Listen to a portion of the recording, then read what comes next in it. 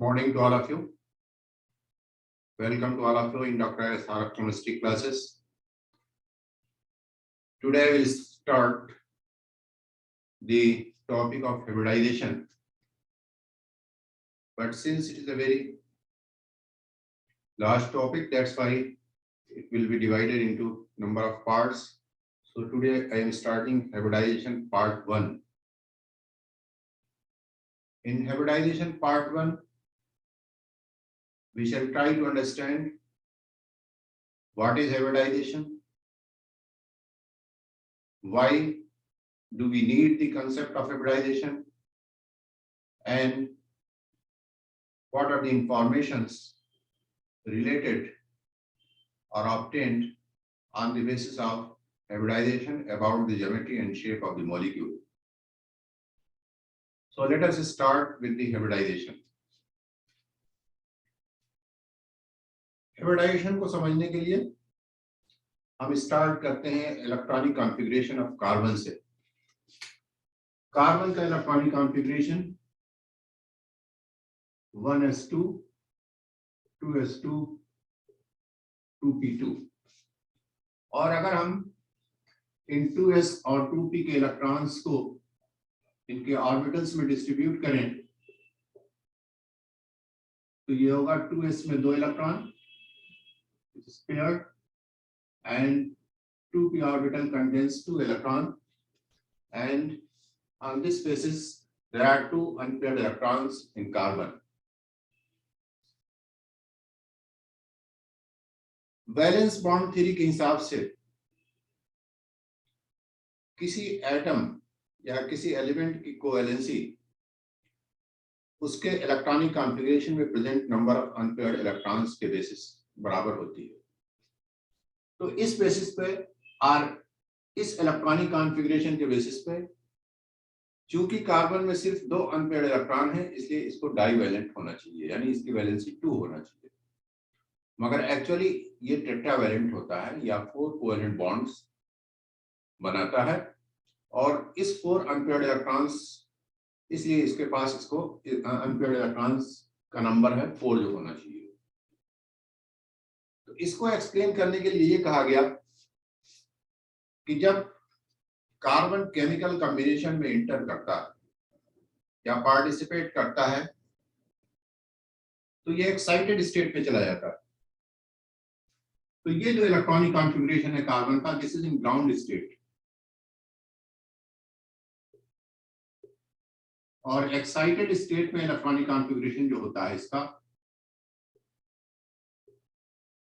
वो इस तरह से होगा, जिसमें 2s का एक अनपेयर्ड इलेक्ट्रॉन 2p ऑर्बिटल के वैकेंट ऑर्बिटल में चला जाता है, या 2p सबशेल के वैकेंट ऑर्बिटल में चला जाता है, और इस तरह से कार्बन के पास 4 अनपेयर्ड इलेक्ट्रॉन हो जाते हैं, और इसलिए कार्बन जो है ये टेट्रावैलेंट है। मगर इस एक्साइटेड स्टेट में जाने के लिए, यानी किसी इलेक्ट्रॉन को लोअर एनर्जी लेवल से हायर एनर्जी लेवल में जाने के लिए एनर्जी रिक्वायर्ड होती है, एनर्जी का एब्जॉर्प्शन होता है। ये एनर्जी आती कहां से? तो इसको समझने के लिए आप जानते हो कि जब भी केमिकल बॉन्ड का फॉर्मेशन होता है तो एनर्जी में कमी आती है या लोअरिंग ऑफ एनर्जी होती है। So when carbon enters into chemical combination and forms bond, energy is released, और वो जो एनर्जी रिलीज होती है that is sufficient to excite the electron from 2s orbital to vacant 2p orbital for the electron, और इस तरह से carbon के पास 4 अनपेयर्ड इलेक्ट्रॉन हो जाते हैं, और ये 4 कोवैलेंट बॉन्ड बना सकता है, या कार्बन की टेट्रावैलेंसी इस इलेक्ट्रॉनिक कॉन्फ़िगरेशन के बेसिस में एक्सप्लेन हो जाती है। मगर अब यहाँ पे दूसरा सवाल ये उठता है कि कार्बन जो 4 कोवैलेंट बॉन्ड मीथेन में बनाता है हाइड्रोजन के साथ, इन चारों की एनर्जी बराबर होती है, और ये एनर्जी बराबर कब होगी? जब ये चारों अनपेयर्ड इलेक्ट्रॉन्स कार्बन के बराबर एनर्जी के होंगे। और बराबर एनर्जी के कब होंगे? जब ये चारों अनपेयर्ड इलेक्ट्रॉन्स ऐसे ऑर्बिटल्स में प्रेजेंट हो जिनकी एनर्जी सेम हो या बराबर हो, मगर 2p ऑर्बिटल की एनर्जी 2s ऑर्बिटल की एनर्जी से ज्यादा होती है। क्यों ज्यादा होती है? कि किसी ऑर्बिटल की एनर्जी n प्लस n के बेसिस पे डिसाइड की जाती है, वैल्यू के ऊपर डिसाइड की जाती है, जहां n प्रिंसिपल क्वांटम नंबर और n जो है azimuthal quantum number. 2p orbital के लिए n प्लस n की वैल्यू हो गई 2 + 1 = 3 और 2s ऑर्बिटल के लिए n प्लस n की वैल्यू हो गई 2 + 0 = 2। तो इसकी एनर्जी लोअर हुई। क्यों? इसलिए कि n प्लस n की वैल्यू 2s ऑर्बिटल के लिए कम है। तो इस तरह से हम ये पाते हैं कि कार्बन में ये जो 2s ऑर्बिटल है में प्रेजेंट इलेक्ट्रॉन है, इसकी एनर्जी कम है, और 2p ऑर्बिटल्स में जो इलेक्ट्रॉन प्रेजेंट है, क्योंकि तीनों 2p ऑर्बिटल्स डीजेनरेट है, यानी इनकी एनर्जी बराबर है, तो इन तीनों की एनर्जी बराबर है। तो इस तरह से अगर कार्बन मीथेन में ये 4 कोवेलेंट बॉन्ड बना रहा है, तो 3 बॉन्ड्स की एनर्जी सेम होगी और चौथे बॉन्ड की एनर्जी जो 2s इलेक्ट्रॉन के द्वारा बनाया जाएगा दैट विल बी डिफरेंट। मगर ऐसा नहीं है, जबकि मीथेन में जो चारों कार्बन हाइड्रोजन बॉन्ड है, इन सबकी एनर्जी जो है ये बराबर है या इक्विवेलेंट है। तो इसको एक्सप्लेन करने के लिए एक नया कंसेप्ट दिया गया और उस कंसेप्ट को कहते हैं हाइब्रिडाइजेशन। इस कंसेप्ट में है क्या कि जब डिफरेंट एनर्जी के ऑर्बिटल्स एक दूसरे से मिक्स होते हैं तो redistribution of energy and due to redistribution of energy equivalent number of new orbitals of same energy are formed. So hybridization, in the hybridization there is mixing of orbital of different energies to form equivalent number of new orbitals of same energy. और ये जो नए orbitals same energy के बनते हैं इनको हम कहते हैं हाइब्रिड ऑर्बिटल्स, और जितने ऑर्बिटल्स मिक्स होंगे उतने ही नए हाइब्रिड ऑर्बिटल्स बनेंगे। इसको हम इस तरह से समझ सकते हैं कि अगर कोई फैमिली है जिसमें ए हेड ऑफ द फैमिली है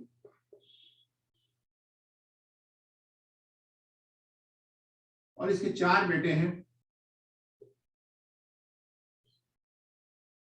ए बी सी डी, इन चारों की मंथली इनकम जो है ये अलग अलग है। मान लीजिए कि 90 है रुपीस पर मंथ, बी की 50, सी की 70 और डी की 100। और ये बेचारा चाहता है ए, क्योंकि हेड ऑफ द फैमिली है, इसको इन चारों से बराबर अफेक्शन है, बराबर प्यार है, तो ये चाहता है कि इन चारों को बराबर अमाउंट मिले at the end of the month, ताकि जो है चारों जो है वो बराबर स्टेटस से अपनी जिंदगी को बिता सके। तो इसके लिए ये क्या करता है कि चूंकि ये बच्चे बहुत समझदार हैं and they are very obedient, तो ये इनके ऊपर छोड़ देता है कैपिटल ए के ऊपर, यानी हेड ऑफ द फैमिली के ऊपर। ये क्या करता है कि इनकी इनकम्स को इकट्ठा कर लेता है और फिर उसको रीडिस्ट्रीब्यूट करता है इन चारों में, ताकि चारों के पास बराबर बराबर amount at the end of the month हो जाए। तो इसी तरह से हाइब्रिडाइजेशन में क्या होता है कि orbitals of different energy mix with each other, they redistribute their energy and form equivalent number of new orbitals of same energy. So we can write in hybridization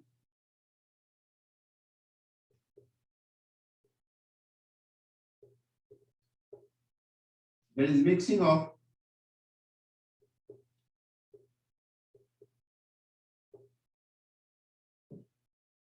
orbitals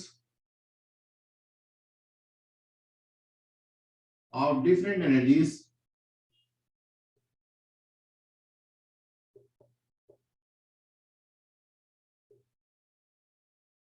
to form new hybrid orbitals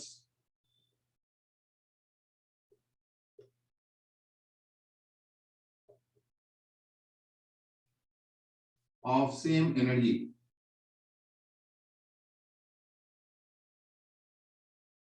The number of new hybrid orbitals formed new hybrid orbitals formed are equal to number of orbitals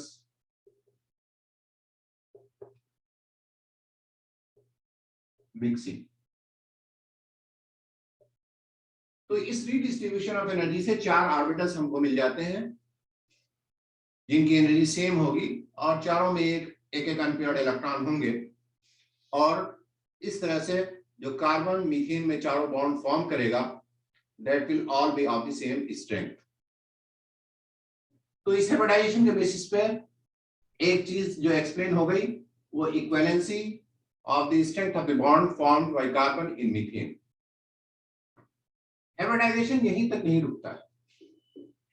एक तो ये इसने explain किया कि किस तरह से carbon 4 bond methane में इक्विवेलेंट स्ट्रेंथ के बनाया। इसके अलावा जो हमको इंफॉर्मेशन मिलती है तो हाइब्रिडाइजेशन से वो about the geometry and shape of the molecule as well as of molecular ions, जो कि हमको वैलेंस बॉन्ड थ्योरी के हिसाब से नहीं मिलती। तो वैलेंस बॉन्ड थ्योरी एक जगह फेल हुई, कहां कि कार्बन की टेट्रावैलेंसी को एक्सप्लेन करने में, या कार्बन के 4 equivalent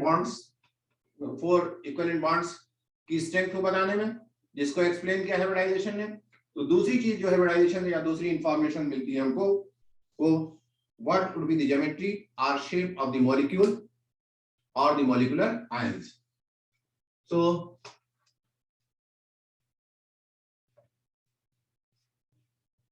geometry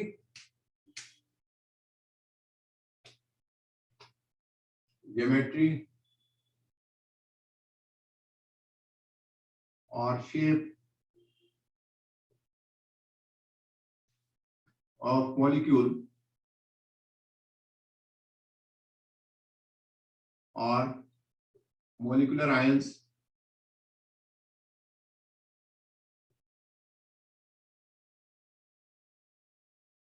on the basis of hybridization।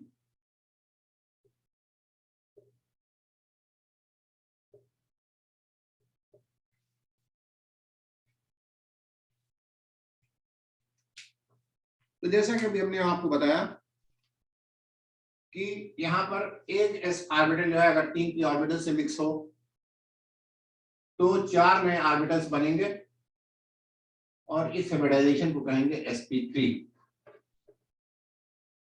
और इसी तरह से अगर एक s ऑर्बिटल 2 p ऑर्बिटल से मिक्स होता है तो 3 नए ऑर्बिटल्स बनेंगे और हाइब्रिडाइजेशन को कहेंगे sp2। और एक s ऑर्बिटल एक p ऑर्बिटल से अगर मिक्स होता है तो नए हाइब्रिड ऑर्बिटल्स बनने वाले की संख्या जो होगी वो 2 होगी और इस हाइब्रिडाइजेशन को कहेंगे sp। तो इससे ये नहीं समझ लेना चाहिए कि सिर्फ s और p ऑर्बिटल्स ही पार्टिसिपेट करते हैं हाइब्रिडाइजेशन में। हाइब्रिडाइजेशन में s, p as well as d orbital, all these 3 orbitals can participate। तो अगर एक s 3 p और एक d ऑर्बिटल मिक्स होता है तो हो गया हाइब्रिडाइजेशन sp3d। इसमें number of orbitals mixing are 5, 1s, 3p and 1d। तो हाइब्रिडाइजेशन हो गया sp3d। इसी तरह से होता है sp3d2 और sp3d3। और अलग अलग हाइब्रिडाइजेशन होने की वजह से मॉलिक्यूल्स की ज्योमेट्री भी अलग अलग होती है, या मॉलिक्यूलर आयंस की भी ज्योमेट्री अलग अलग होती है। तो अब हम देखेंगे कि किस तरह के हाइब्रिडाइजेशन से किस तरह की ज्योमेट्री पॉसिबल है। तो इसके लिए एक टेबल बनाते हैं हम। इसमें सबसे पहले हम लिखते हैं हाइब्रिडाइजेशन।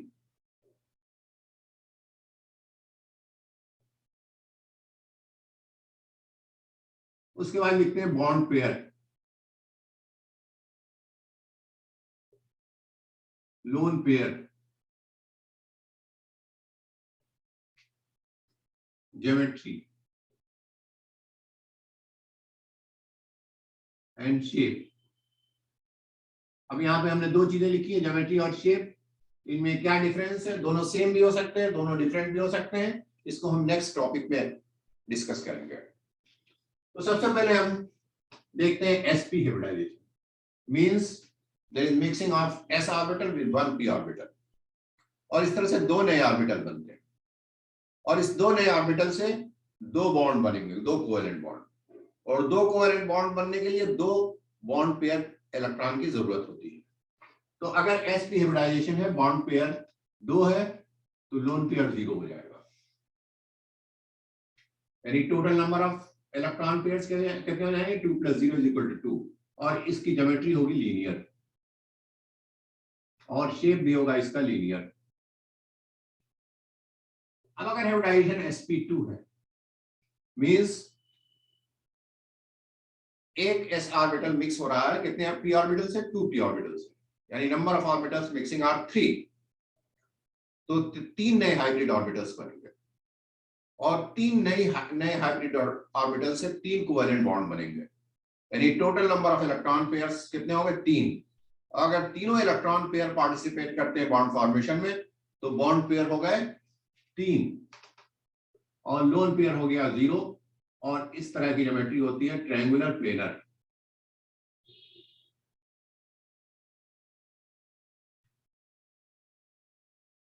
और इसका शेप भी होगा ट्रायंगुलर प्लेनर।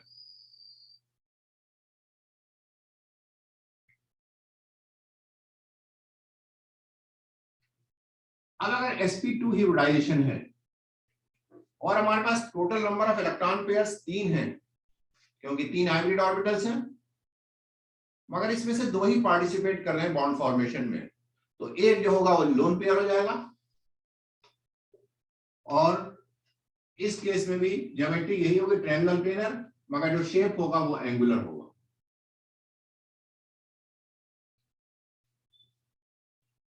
अब आइए, अगर हाइब्रिडाइजेशन sp3 है, मतलब 4 ऑर्बिटल्स फिक्स हो रहे हैं, तो 4 नए हाइब्रिड ऑर्बिटल्स बनेंगे। इन 4 नए हाइब्रिड ऑर्बिटल से 4 कोवेलेंट बॉन्ड बन सकता है, और अगर चारों में बॉन्डेड पेयर है, तो लोन पेयर कितना हो जाएगा, यानी चारों इलेक्ट्रॉन पेयर बॉन्ड फॉर्मेशन में यूज हो रहे हैं, तो बॉन्ड पेयर 4 हो गया, और लोन पेयर 0, और इस तरह की ज्योमेट्री होती है टेट्राहेड्रल, और शेप भी टेट्राहेड्रल हो जाएगा।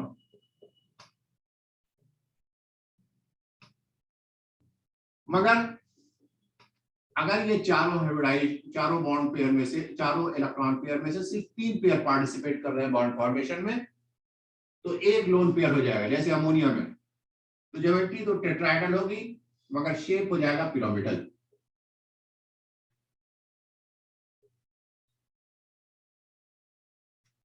इसी तरह से अगर sp3 हाइब्रिडाइजेशन में total number of electron pairs हमारे पास 4, मगर 2 ही बॉन्डेड पेयर है, तो 2 लोन पेयर हो जाएगा, इस तरह की ज्योमेट्री होगी टेट्राहेड्रल, और शेप हो जाएगा एंगुलर।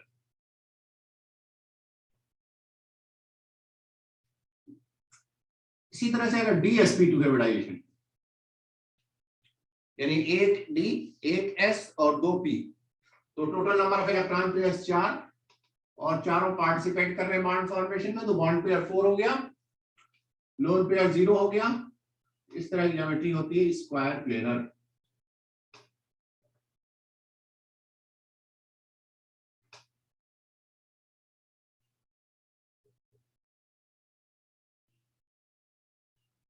अब अगर sp3 डिहाइब्रिडाइजेशन, एक s, 3p, एक d, total number of orbitals mixing 5, तो 5 हाइब्रिड ऑर्बिटल्स, यानी 5 electron pairs, 5, all the 5 are participating in the bond formation, तो bond pair 5, loan pair 0, geometry हो गई ट्राइगोनल बाइपिरामिडल।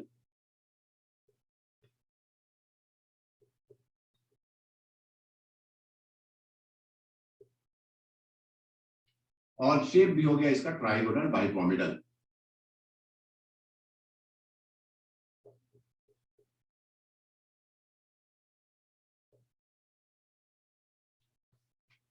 अब अगर sp3d हाइब्रिडाइजेशन है और इन 5 इलेक्ट्रॉन पेयर में से 4 पार्टिसिपेट कर रहे हैं बॉन्ड फॉर्मेशन में, तो लोन पेयर 1 हो गया।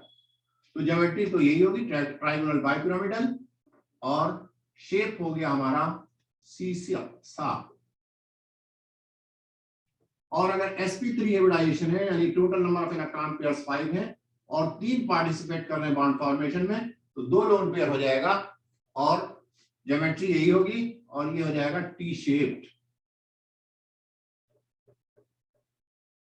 और फिर अगर sp3 डिहाइब्रिडाइजेशन है और 2 बॉन्ड पेयर स्थित हैं, तो 3 लोन पेयर हो गए, ज्योमेट्री हो गई ट्राइगोनल बाइपिरामिडल और शेप हो जाएगा लीनियर। इसी तरह से sp3d2 या d2sp3, यानी total number of orbitals participating in hybridization process are mixing are 6। तो 6 लोन इलेक्ट्रॉन पेयर्स, यानी अगर 6 बॉन्ड फॉर्मेशन में यूज हो रहे हैं तो बॉन्ड पेयर 6, लोन पेयर 0, ये हो गया ऑक्टाहेड्रल। और ये भी हो गया हमारा ऑक्टाहेड्रल। मगर अगर हाइब्रिडाइजेशन sp3d2 या d2sp3 है और इसमें से 5 बॉन्ड पेयर है और 1 लोन पेयर है, यानी एक पेयर ऑफ इलेक्ट्रॉन पार्टिसिपेट नहीं कर रहा बॉन्ड फॉर्मेशन में, तो ज्योमेट्री तो ऑक्टाहेड्रल होगी और ये हो जाएगा स्क्वायर पिरामिडल।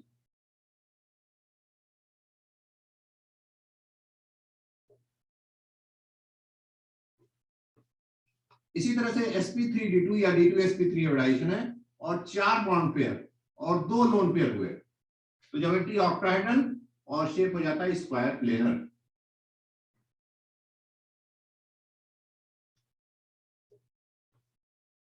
अब अगर sp3d3 हाइब्रिडाइजेशन है, यानी total number of orbitals mixing are 7, 1s 3p and 3d, 3 plus 3 plus 1 7, or all these 7 pairs of electron are participating in the bond formation, then the lone pair is 0, तो geometry हो जाती है हमारी pentagonal bipyramidal.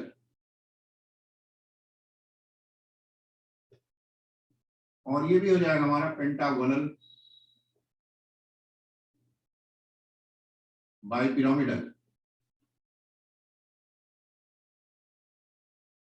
मगर अगर sp3d3 hybridization है और इसमें से सिर्फ 6 पेयर बॉन्ड फॉर्मेशन में यूज हो रहे हैं और 1 लोन पेयर हो जा रहा, तो ज्योमेट्री हो जाएगी पेंटागोनल बाइपिरामिडल और शेप होगा डिस्टॉर्टेड ऑक्टाहेड्रल।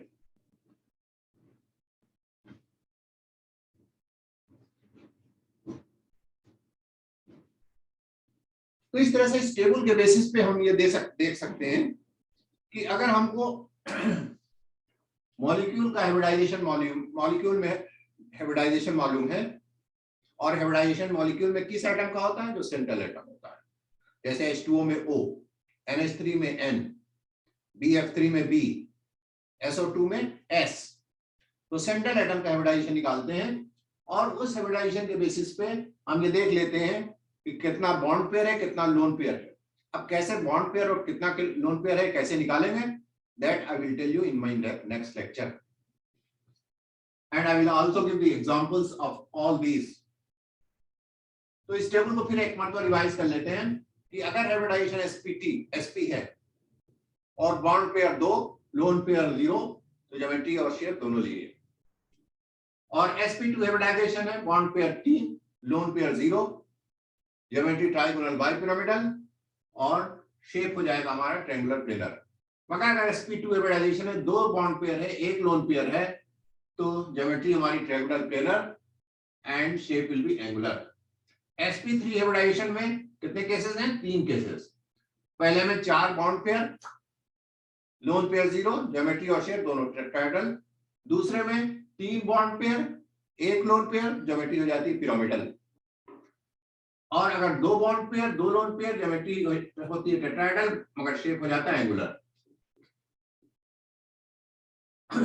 इसी तरह से अगर dsp2 हाइब्रिडाइजेशन है और यहाँ bond pair 4, loan pair 0, shape geometry हो जाएगी स्क्वायर प्लेनर, शेप भी होगा स्क्वायर प्लेनर।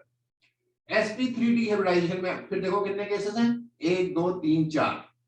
पहले में 5 1 2 3 4, पहले में 5 बॉन्ड पेयर, लोन पेयर 0, जे शेप और ज्योमेट्री दोनों क्या होगी, ट्राइगोनल बाइपिरामिडल। अगर 4 बॉन्ड पेयर 1 लोन पेयर, तो ज्योमेट्री यही रहेगी, ट्राइगोनल बाइपिरामिडल, शेप हो जाएगा सीसा। 3 bond pair 2 lone pair, geometry same रहेगी, ट्राइगोनल बाइपिरामिडल, शेप हो जाएगा टी शेप। और sp3d हाइब्रिडाइजेशन है, 2 bond pair 3 loan pair, geometry sp3 वो सॉरी ट्राइगोनल बाइपिरामिडल और शेप हो जाएगा लीनियर। अब sp3d2 या d2sp3 में 3 केसेस हैं। पहले में 6 bond pair, lone pair 0, geometry और शेप दोनों ऑक्टाहेड्रल। दूसरे में 5 bond pair 1 lone pair, geometry और हो जाएगी ऑक्टाहेड्रल और शेप हो जाएगा स्क्वायर प्लेनर। और तीसरे में 4 bond pair 2 lone pair, geometry octahedral और शेप हो जाएगा स्क्वायर प्लेनर। और sp3d3 में 2 केसेस हैं। पहले में 7 bond pair 1 0 loan pair, geometry is pentagonal bipyramidal, shape is pentagonal bipyramidal. और अगर 6 बॉन्ड पेयर 1 लोन पेयर है, तो geometry pentagonal bipyramidal, shape distorted octahedral. तो इस तरह से अगर ये हमको मालूम हो तो हम शेप किसी मॉलिक्यूल का या मॉलिक्यूलर आयन का निकाल सकते हैं। अब इस ज्योमेट्री और शेप में क्या डिफरेंस है, या किसी मॉलिक्यूल में कैसे हम पता करेंगे कौन सा हाइब्रिडाइजेशन है, या कैसे पता करेंगे कि कितने बॉन्ड पेयर है कितने लोन पेयर है, that I will give you this idea I will give you in my next lecture, that is hybridization part 2.